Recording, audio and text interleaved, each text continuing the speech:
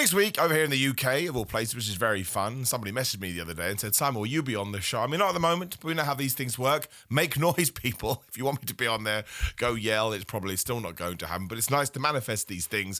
But we are getting Eddie Kingston versus Samoa Joe in a World Championship match. I personally do love this because I love Eddie Kingston, I love Samoa Joe, and it meant we got to have our big Eddie Kingston comeback promo over the weekend, and he's so good, as he was here on Dynamite. And somebody sent me a question, or a statement, I should say, saying, Simon, there is no way that Eddie Kingston can win because, of course, we only just did the title change from Hangman to Samoa Joe, and AEW won't play hot potato with that belt.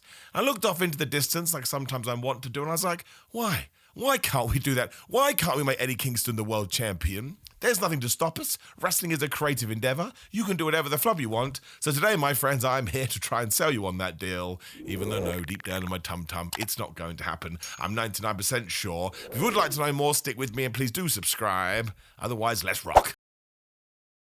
But yes, I understand that you cannot hot potato around the World Championship, right? You just can't. After a while, it would lose its integrity. And if you ever want to see this happening in real time, you can watch WCW in the year 2000, when David Arquette won the belt and Vince Russo won the belt, which is kind of funny because Vince Russo winning it was way worse than David Arquette. Different video for a different day. But by the end, I think it had changed hands something like 13 times. I could be exaggerating, but I'm pretty sure it was more than once a month.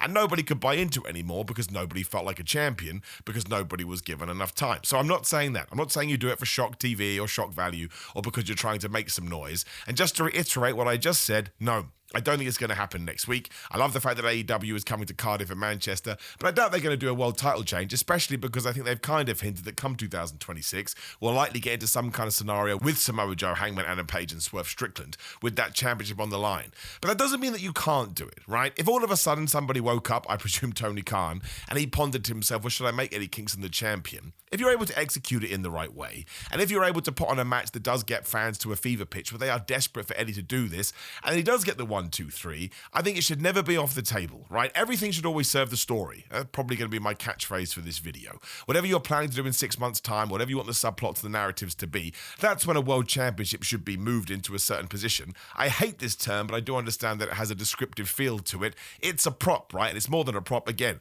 I won the Proteus Championship in Progress around about a year ago. After a while, that thing becomes attached to you. You fall in love with it, and it does feel like you're defending it with your life. But ultimately, if somebody was going to start watching wrestling today, AEW Dynamite, because that's what we're talking about, as soon as they see Samoa Joe with the World Championship belt, they know from boxing and other sporting endeavors, wow, I should care about this guy. He's on top of the tree. So once again, depending on where you're trying to go and what feeling you're trying to get across with your audience, you have to pick and choose this very carefully. It's why some people, I understand this too, have a problem when some fans are going like, well, this person should be champion because they deserve it. It's not about what they deserve, and sometimes it's not even about how good they are. It's about how they're connecting with the fans, and once again, the angles you're trying to get across. But Eddie Kingston, to me, does have to win that world championship at some point. He proved it again over the weekend, and he proved it here. Because if you are looking for realness in your wrestling, or somebody that just comes across as the antithesis of fake, I hate that term, but once again, you know what I'm saying. Well, I think all signs point to Eddie Kingston, and then somewhat ironically, Samoa Joe too.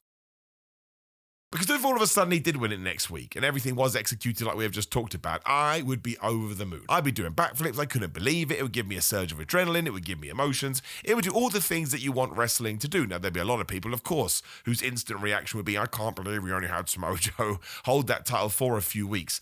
But if you aren't planning to do something with Samoa Joe, Swerve Strickland, Hangman and Page, why can't Eddie Kingston be thrown in there? Now, there are some people that are not Eddie Kingston fans. That's perfectly fine. But you can't worry about those folk because they've already made up their mind. I'm talking about the people that say rather disparaging things about him, but, you know, again, it's a free land with free speech. You can do whatever the flub that you do want to do. But I also think that to match that, there's probably a larger contingent of people who have been amazed by what Eddie Kingston has done since he ever joined AEW. From that first promo he cut against Cody Rhodes and all the ones that he's cut subsequently, especially the CM Punk feud, which is some of the best back and forth talking we've had in ages, he always comes across as real. As you know, I freelance for What Culture, I do the ups and downs, the reviews. We have a stupid gimmick when Eddie Kingston does promos, which is that does Eddie Kingston know wrestling as a work machine?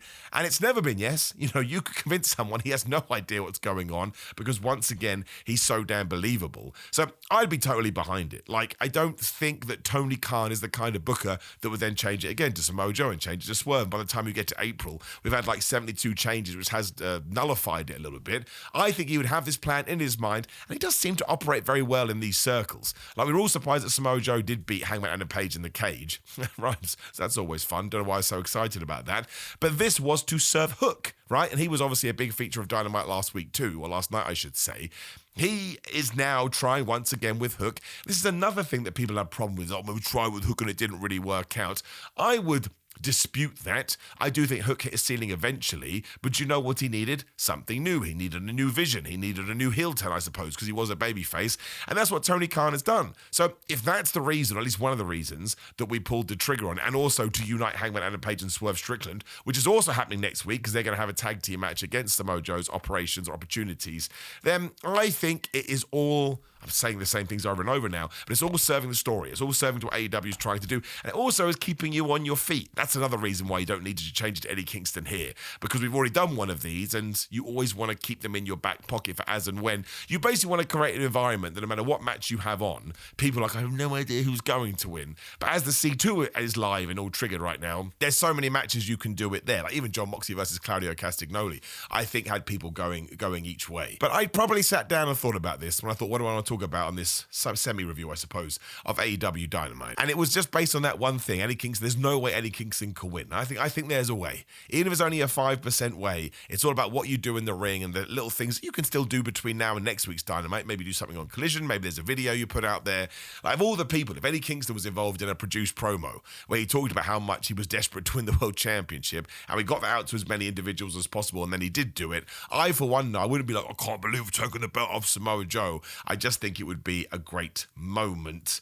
I do think there'll probably be some shenanigans. I think Hangman will probably do something silly and Hook will be there. Of course, I think all the Samoa Joe's group will run in and Hangman and Swerve will be there too, which will also tie into their tag team match. But I love what they did. I love the back and forth promos. I'll, level with you. I think there was more to give, but I'm hoping that means we do have more to get at some point as well. But everything Samoa Joe says just feels legit. Everything Eddie Kingston says just feel legit. Talking about the old Samoa Joe who would hate the new Samoa Joe, who's essentially a sellout. That's what he was getting at. But I think it's the new world of promos in 2025/2026, where of course we want the over-top, the bombastic ones that some people are very good at.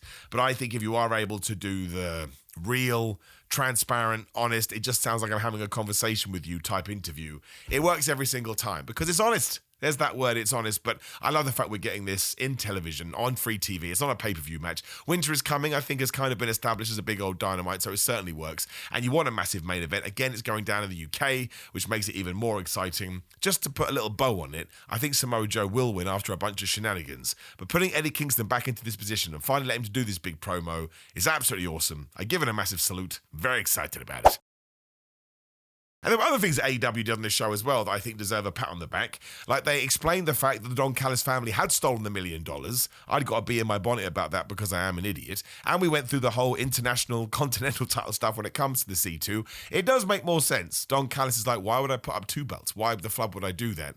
I think a lot of people's comeback to that is, well, then why do we unify the belts at All In? But at least it's sort of been laid out for us, and it is something that I appreciate from AEW. Well, that and the fact they called Megan Bain and Manisha Fear the Mega Problems, which is the best name for a tag team in ages. But I do think they hear the criticisms or they hear the confusions and they will respond to them on the show. And I always like it when wrestling promotions do that. Doesn't always mean that we're right, but if there is something that we've missed or gone over our heads, for somebody to go out of their way to do that, again, I'm always a big fan of. But it's just the C2. My gosh, do I love the C2. We had Pac versus Okada, which was brilliant. We had Carl Fletcher versus Kevin Knight, which is essentially the future of AEW. That was brilliant. And having Claudio versus John Moxley in the main event, two guys from the Death Riders. And again, there was a lot of heel versus heel and face versus face stuff on here.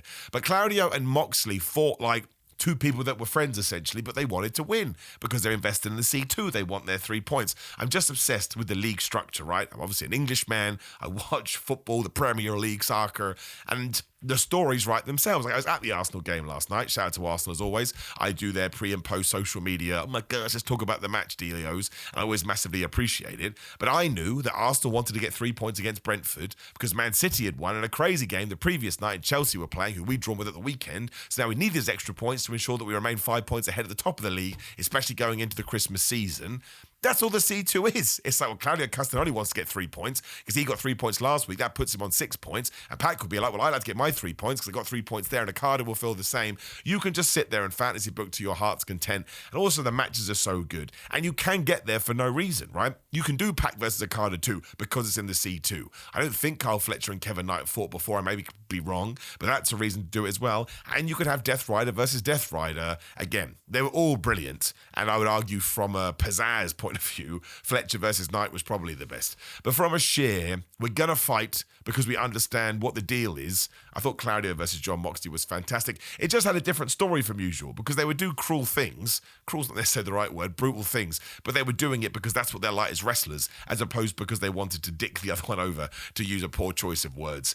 Marina Shafir was pretty upset at the end of this, and I think what Bryan Danielson said it best on commentary when he was all like, the reason that John Moxley was the de facto leader of the Blackpool Combat Club is because none of us could beat him, and now Claudio has done. I think the big switcheroo is coming. I think in 2026, John Moxley will be a babyface or a tweener or a different character come all together, and I'm very excited about it. You should watch all three of these. They all live up to the hype, and the cool thing about it is I'm sure the other wrestlers are watching this, and they're now like, oh man, we can't let the side down, and I don't see why they would. We get Orange Cassidy versus Roderick Strong on Collision, which will also just be such a fantastic match. And a shout out to Kevin Knight as well. He's going to be not the underdog, but he's kind of like the bright new star they put in this, and he's probably not going to get a lot of points, but he's going to shine in every single match. Of course, he beat Darby Allin, but I think by the end of it, he'll have so much credibility, even if he only ends up with 3 points, but his performances will be so good. And that's the other thing that you can do with these round robin tournaments. I'd be happy for WWE to introduce one. People go, oh, you're ripping off AEW. No, they're not. This idea was not created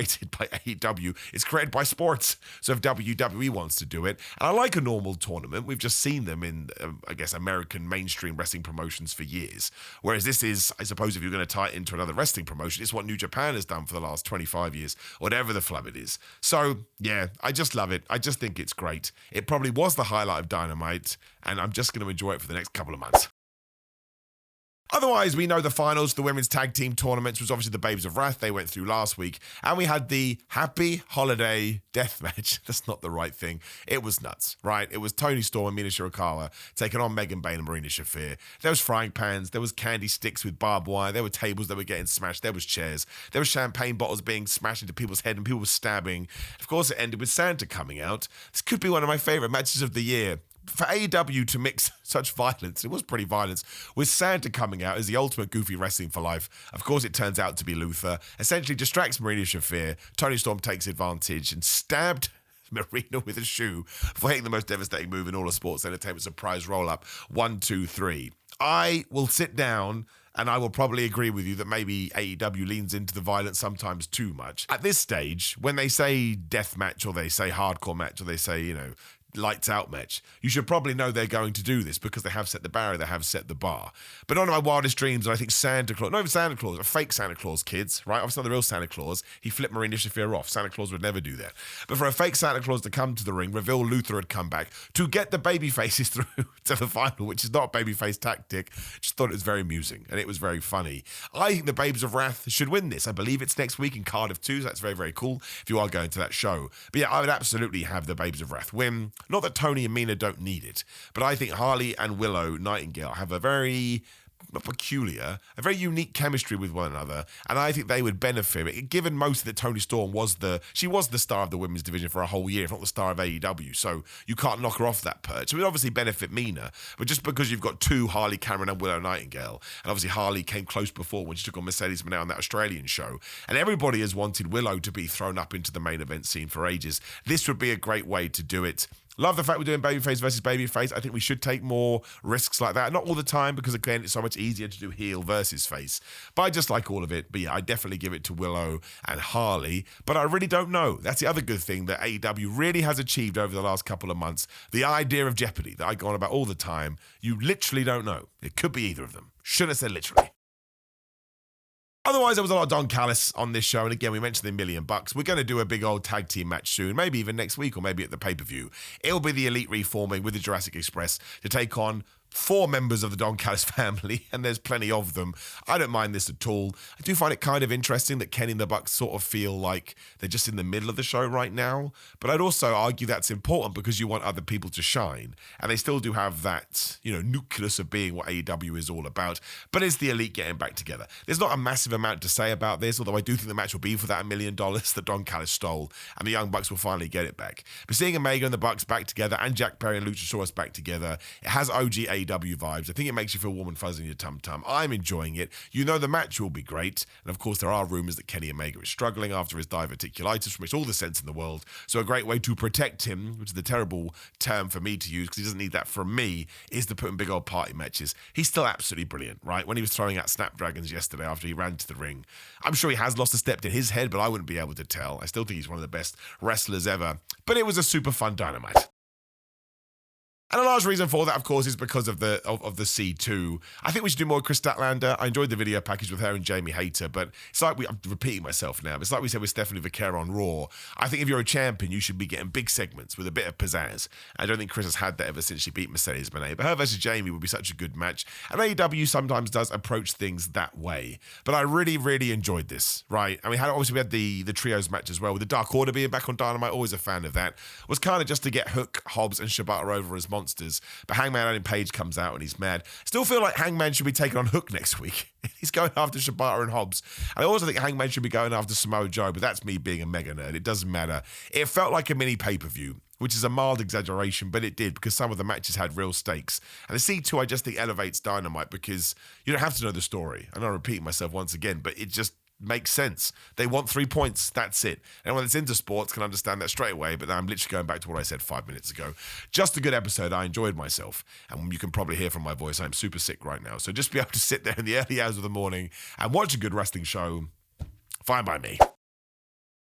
Now, please do like the video, share the video, and subscribe. Click the video on the screen, which is me talking about Monday Night Raw, to get my opinions on that. Otherwise, all the things you click down there, subscriptions and notification bells, etc. Otherwise, it is patreon.com/Simon316. You can support me on there and watch my watch-alongs, which is always damn fun. Grillamind.com/Simon if you're into fitness and going to the gym, you want some supplements that actually work. Use my code Simon to get money off, and it ships worldwide. Simon316 on social media. Come get a holiday cameo or a Christmas cameo or a Hanukkah cameo, whatever the flub you want. That's cool. Find my stupid videos on TikTok. Would appreciate the support there, and Pro Wrestling Tees as always. Have fun, my friends. I appreciate you. I now shall go take a bunch of medication and lay down. See you then.